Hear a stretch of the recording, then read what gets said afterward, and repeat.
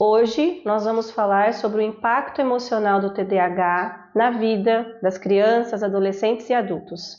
Eu sou a psicóloga Thalita Andrade Del Torto, psicóloga infantil, especialista em análise do comportamento aplicada, e hoje eu vou dar continuidade ao nosso vídeo da última semana, onde nós falamos um pouquinho sobre o TDAH e os traços precoces, alguns comportamentos precoces que são possíveis da família ir observando ao longo do desenvolvimento e buscar ajuda para esses indivíduos. Hoje nós vamos falar um pouquinho sobre o impacto emocional do TDAH. Nem sempre a gente para pensar sobre isso e é fundamental a gente ter consciência sobre isso na vida das crianças. Muitas vezes as crianças que estão dentro do diagnóstico, e aqui a gente pode ter crianças que têm a impulsividade e a hiperatividade associadas à desatenção, e tem crianças que apresentam só a desatenção no diagnóstico que elas eventualmente possam estar apresentando. Quando as crianças têm a hiperatividade e a impulsividade nos primeiros anos de vida, geralmente elas têm comportamentos que são muito aquém do esperado para a idade. Então são crianças que têm dificuldade de permanência, são crianças que correm o tempo todo, escalam objetos, sobem coisas que não deveriam subir, têm dificuldade de aceitar comando de adultos ou de outras pessoas que estão ali sob o controle de uma situação. São crianças, como a gente disse no último vídeo, que no ambiente escolar têm dificuldade de permanecer sentada para executar atividades. E tudo isso vai gerando um impacto significativo na vida delas. As crianças desatentas, elas acabam passando desapercebidas nesses primeiros anos da educação infantil, porque geralmente são crianças mais quietas, introspectivas, são crianças às vezes tidas como tímidas. Então, elas não têm esses comportamentos que excedem no ambiente e que chamem a atenção. Nos dois casos, a gente precisa ter o cuidado de entender que as crianças que têm a hiperatividade e a impulsividade, elas tendem a ser um pouco mais agressivas em alguns momentos, ou elas não têm como objetivo a agressividade, mas elas agem por impulso. Então elas jogam brinquedos, jogam material e algumas vezes pode acertar os amigos. Elas empurram amigos durante a brincadeira, nem sempre com o objetivo de machucá-los, mas é porque elas estão muito contentes, muito felizes na brincadeira. E essas explosões de alegria acabam muitas vezes tendo algumas consequências negativas. O que acontece? Essas crianças, elas acabam sendo muito criticadas muitas vezes, por adultos, por amigos, no ambiente familiar. Ah, mas ela nunca para, não tem sossego, está sempre a 1000 por hora, você não consegue parar, sempre você que está dando problema. Esse tipo de fala vai desenvolvendo na criança a sensação de que ela não tem uma capacidade de fazer muitas coisas ou de fazer coisas como os amigos e os colegas da idade fazem.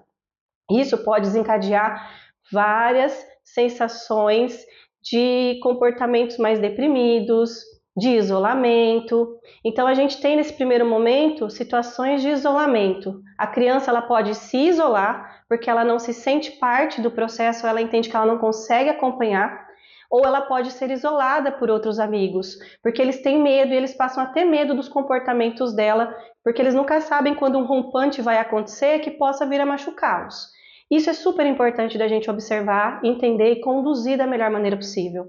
Uma outra questão é que as crianças desatentas e que não apresentam a hiperatividade e a impulsividade, elas só vão começar a chamar atenção das questões de um diagnóstico quando elas começarem a pré-alfabetização e a alfabetização, ou quando elas entrarem no momento do desenvolvimento da educação, onde elas precisem ter mais traquejo para fazer as atividades. Então são crianças que começam a ter um baixo rendimento escolar, um baixo rendimento significativo. Geralmente elas não conseguem ter notas boas, elas não conseguem entender o que está sendo passado. São crianças que muitas vezes o professor precisa falar 4, 5, 6 vezes uma mesma informação para ela executar a atividade. São crianças que às vezes ficam sempre atrasadas dentro do contexto da rotina da sala de aula. Então sai um pouquinho depois para o intervalo porque não conseguiu copiar do conteúdo da lousa. Às vezes sai um pouquinho depois do horário de ir embora porque está terminando de copiar o que está lá na lousa. Elas dispersam com facilidade, elas se distraem com o ambiente e acabam não conseguindo acompanhar.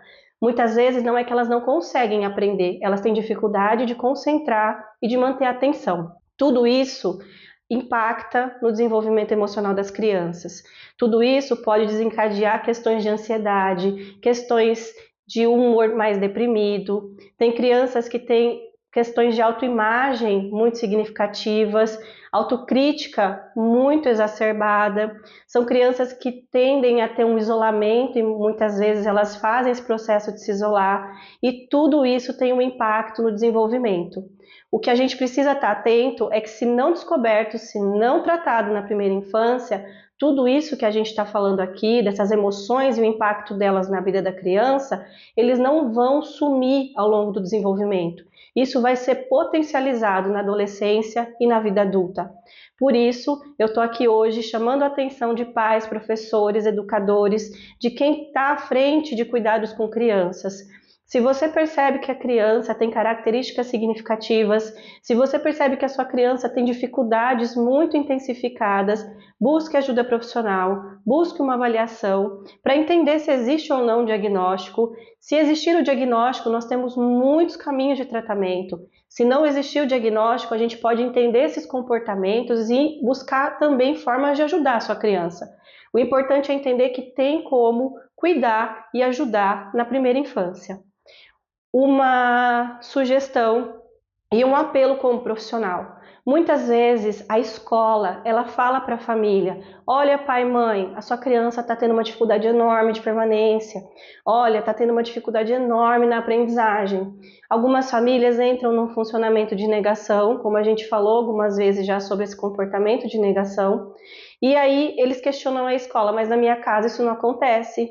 Ah, mas vocês têm que ensinar, vocês estão aqui para ensinar. E tem coisas que estão para além do controle da escola e tem coisas que estão para além do autocontrole da criança. Se existir um diagnóstico e não for feito o tratamento adequado, é mais difícil da gente conseguir os resultados esperados. Lembrem-se sempre que dentro do ambiente escolar, a criança consegue ser vista pelos professores, pela equipe escolar, junto com outras crianças da mesma idade. A gente sabe que as crianças não aprendem no mesmo tempo, que elas não são iguais, mas que a gente tem alguns marcos esperados do desenvolvimento. Então, observe com carinho a sua criança. Se você tiver dúvidas, conta aqui para mim quais são suas dúvidas, para que eu possa também estar ajudando. Se você conhece crianças que têm TDAH, se você conhece histórias de pessoas que conseguiram um diagnóstico e conseguiram ter um sucesso aí no desenvolvimento, conta aqui pra gente para motivar mais famílias a buscar ajuda profissional. O vídeo de hoje foi esse. Agradeço o carinho de todos vocês. Se você ainda não segue meu canal, é psicóloga Thalita Del Torto. Procura meu canal, se inscreve lá e toda semana a gente vai estar se vendo e falando um pouquinho sobre o desenvolvimento infantil. Até o próximo vídeo.